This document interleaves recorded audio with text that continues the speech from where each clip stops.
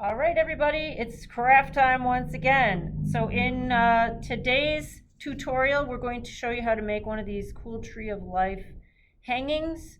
The skill, once you learn it, is adaptable to smaller circles, necklaces and things like that, or even larger embroidery hoops and things. And it's pretty versatile technique. So in your kit, you're going to have a ring, big or small. You'll have some wire. Now this is 26 gauge gold tone wire. Most of the kits should be cut. I'm intending to have them all cut, so just be cautious though, the ends might be a little sharp. And you will also have a packet of gemstones, semi-precious gemstones mixed with glass beads, and these will all be randomly assorted in the kits. And a hanging thread. Now you can switch this out, of course, too, if you want to use a ribbon or you want to use a piece of the wire or some other way to hang said Tree of Life. Now to get started, you want to take your wires. You can use 5 or 7 wires depending on how big you want your tree to be. The wires are about 18 inches long and they're very curly and sort of tangly. You have to be pretty calm when you do this, so just relax. The things you will need are some wire cutters like these, or you can use utility kitchen scissors. And this is completely optional. These are just needle nose pliers, but you don't really need them for this. It's only if you really feel like you want to and you're skilled with the pliers. And you can tape if you feel like you're going to need to tape it down if the wires get too crazy on you. All right, so the first thing you want to do is start making your tree trunk. Now you see I've put 2 on this big ring, and how we attach them is first we take the wire and we smooth it, not too vigorously, to try and straighten the wire. You're just aligning the molecules so that they're not so crazy bendy. And you're going to take the ends, line them up. It's not a super precise science because you will be trimming these ends off. And since it's wire, it bends. But it can be a little bit chaotic once you get all these on here, so just be patient. And now you're going to take each tail and wrap it around the ring. That one tail went around once. This one's going to go around once. And then I'm going to go around one more time. Whoops, for each. We kind of want to keep those separate, like so. And then you're going to bring the ends up together. Two-handed approach here. And you can hold the ring like this if you want, and then you're going to twist these. It's up to you how you like to twist the wire. I like to take them separate and take my 2 fingers and twist them. So 1, 2, 3, 4, approximately 5 twists, and then straighten it out and then slide it on down the line. So we are going to add, as I said, 5 to 7.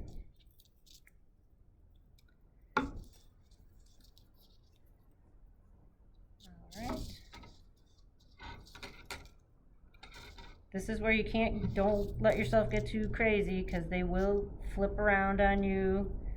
So you need a little patience too, wrapping it around.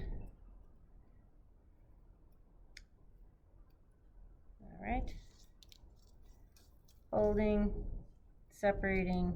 See, I'm pinching. 1,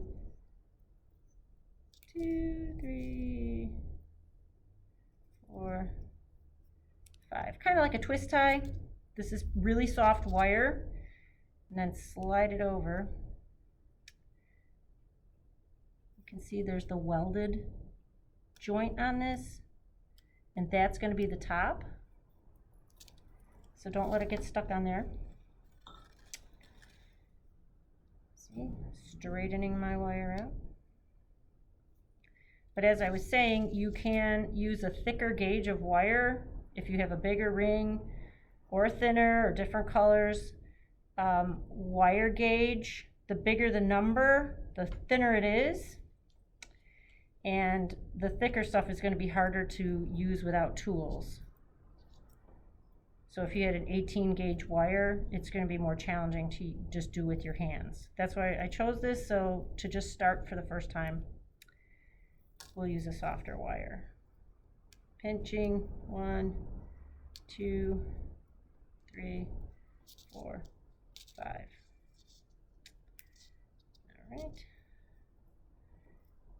And so we have 1, 2, 3, 4, 5. For simplicity's sake, I'm just going to show you 5.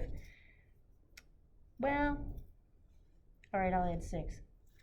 It's up to you if you want to do 5 or 7. Straighten out the wire.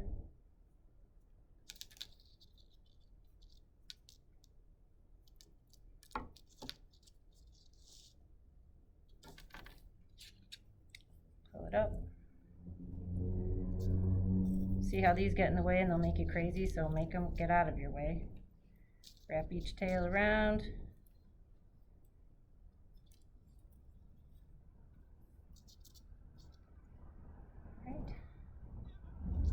Straighten them again and twist. 1, 2, 4. Okay, once we have the bundle, now this is going to become your tree trunk, this part right here. So you're going to take the whole wad and you're going to pinch near the bottom, and then you're going to twist this whole, all the strands. You can grab it up near the middle, you can grab it up near the end, however you want to do it, and you just start twisting it all. And this is where, if you need an extra bit of grip, you can use the pliers, but you're only going to twist about halfway up the circle. Then you can shape it. Now you can see that this is not a very thick trunked tree. The more wires you have down here, the thicker the tree is going to be. So I like to put a little bend in my tree, maybe, like so. Then what you're going to do is you're going to separate all these, because these are going to become the branches. So you can see this guy, it's a perfect example of that one. You just twist it right back around if it comes loose.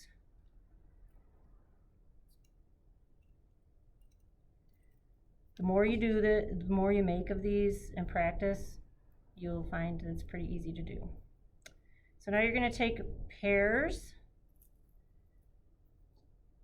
of wires and just go slow so that you don't frustrate yourself. You could tape this down to your work spot if that's easier for you, because you can see once you twist it, they get tangled at the ends, and so you have to untangle them.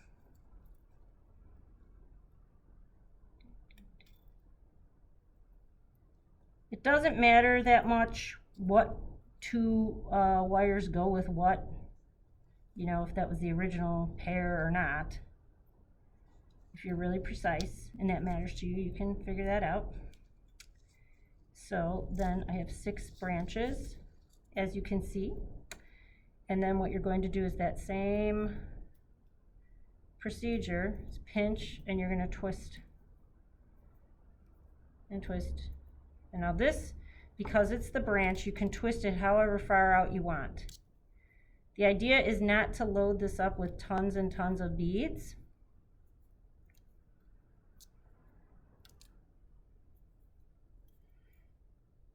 And now I have about this much space, about a ½ inch from the end. And now I'm going to take my beads, and you can mix and match. If you only want to use gemstones, like I did on here, you're welcome to do that. If you want to mix in some of these other beads, you're welcome to do that as well. And you find the hole in the bead, string it on, and look at that. You can determine how many you want. So you'll be using all your fine motor skills and yes, lots of patience. So don't do this if you're stressed or you're in a hurry. It's a little bit time consuming.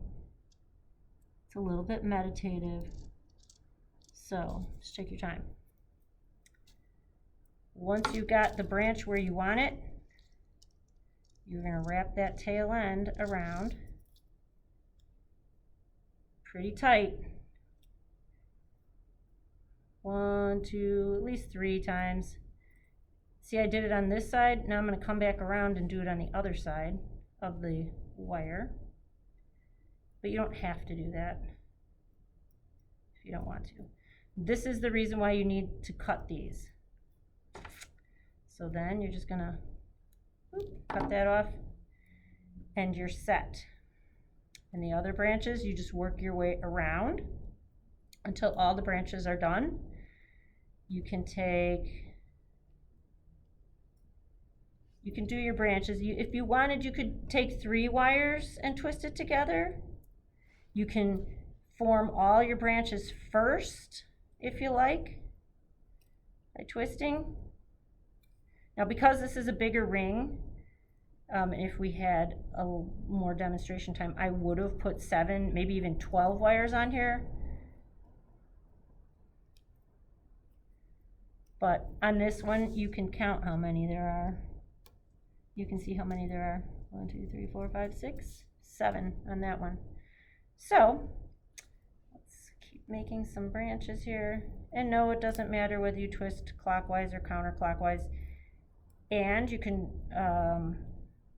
vary the lengths of the branches. One reason you might not want to do all your branches at one time is because the wires do get tangled, and it might be easier just to go from left to right. If you are right-handed, it might be easier if you're left-handed to go from left to right. Now remember, keep centering the whole thing because it still moves, and this can be the top. Or if you feel like it's safer to put it at the bottom, you can put it at the bottom. And then you can have your tree off center if you like.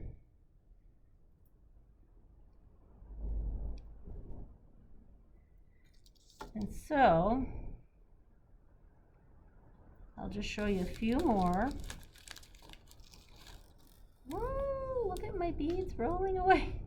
I guess the building's not level. Okay.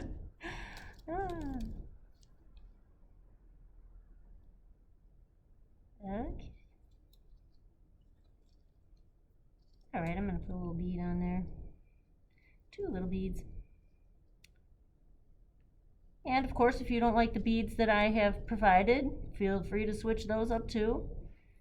The janitor is not going to be happy.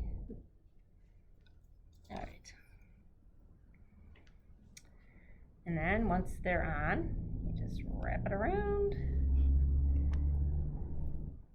See, I go to one side. I just like to do both sides. You sure don't have to if you don't want to, but wrap it around there several times so that it's secure. And know that it is going to be moving around a lot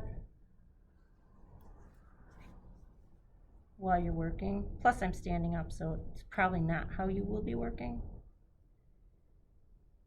And there you go. Bunch them all up and trim. So you will work your way around, and you see how you're forming the tree. Each branch is a pair of wires that gets twisted to however long you want it, and then you leave a little small section at the end, 1/2 inch, 1/4 inch, and that's where you attach the beads. And that is all there is to it.